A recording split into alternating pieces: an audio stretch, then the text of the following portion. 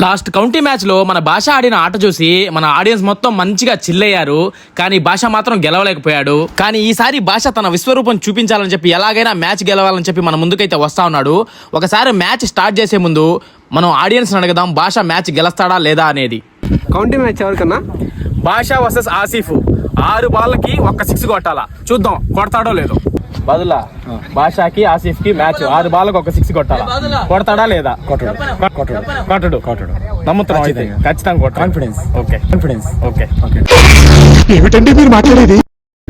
Bro భాషకి ఆసిఫ్ కి match county match 6 బాళ్ళకి ఒక 6 కొట్టాలా, ఎవరు గెలుస్తారనుకుంటున్నాం? इसमें ऑलरेडी काशुम किया, बादशाह कोटलेडू इसके बारे में इसमें ऑलरेडी हमने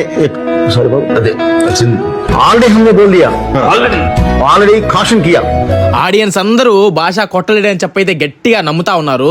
చూద్దాం భాష ఈ రోజైనా 6 కొడతాడో లేదో.